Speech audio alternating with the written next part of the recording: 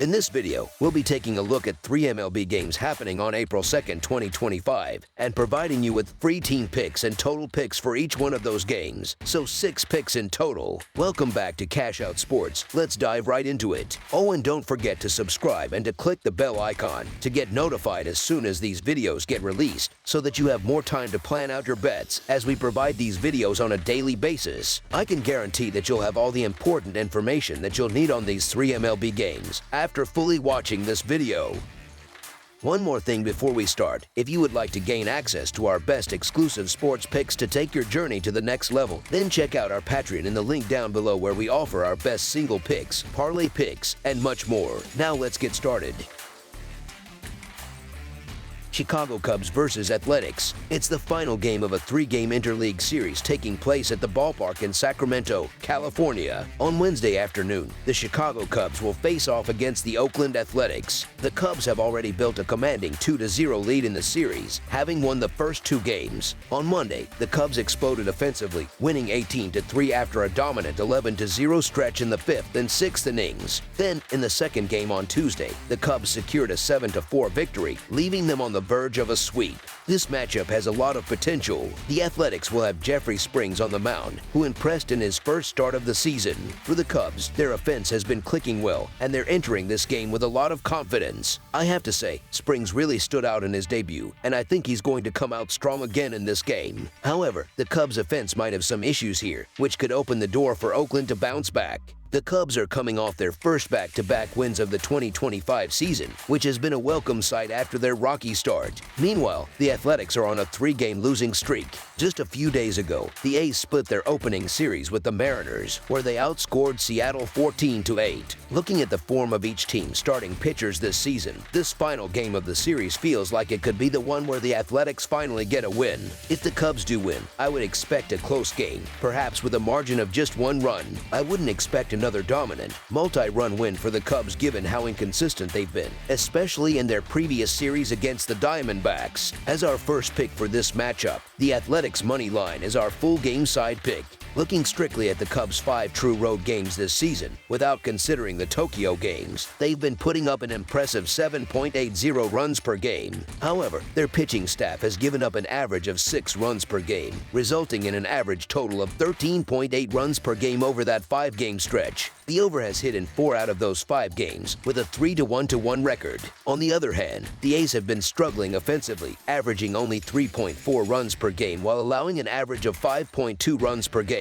This gives them an average total of 8.6 runs per game. Before Monday's high-scoring opener, the Athletics had seen the under go 3-0-1 in their previous 4 games in Seattle. There's certainly an argument to be made for betting on some regression, especially with the Athletics' offense possibly starting to heat up. However, it's worth noting that the A's will be facing the Cubs pitcher from their 1-8 loss to the Diamondbacks in the previous series. If the Athletics are able to increase their run count even a little, the Cubs just need to score 4 or more runs for this game to hit the over. The Cubs have managed to score at least 4 runs in each of their last 4 games, and they obviously blew past that number in the opening game of this series with their 18-3 victory. As our second pick for this matchup, over the projected total is our full game total pick.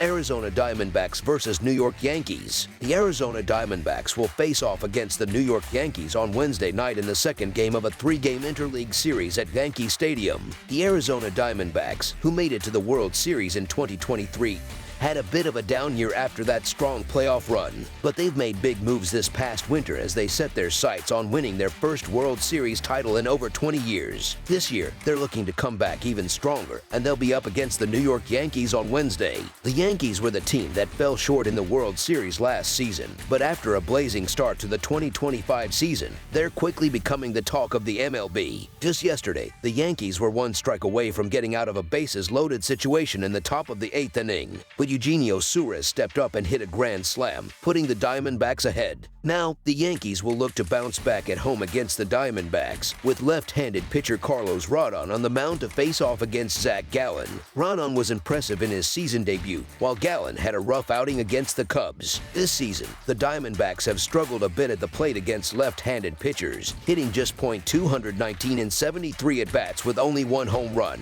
Last year, however, they were one of the best teams against lefties, batting hitting .284. So the question is, could Rodon be in for a tougher time than expected? Rodon has struggled in his career against the Diamondbacks with a 0-3 record, a 5.18 earned run average, and 42 strikeouts in 6 appearances. On the flip side, Zach Gallen has dominated the Yankees in his career, boasting a 2-0 record with a 0 earned run average and 14 strikeouts in 2 starts. Still, despite his success against New York, Gallen's rough start against the Cubs has me concerned. The Yankees are currently leading the league in ops at 1.1, with 18 home runs and an average of 10.3 runs per game. Meanwhile, the Diamondbacks rank third with an OPS of .897, hitting 7 homers and averaging 6.8 runs per game. Overall, the Yankees have the edge in terms of hitting, and although it's still early in the season, I expect them to bounce back and take care of business at home. As our first pick for this matchup, the New York Yankees money line is our full game side pick. The Yankees are leading the league with an impressive OPS of 1.23, while the Diamondbacks aren't far behind at .941.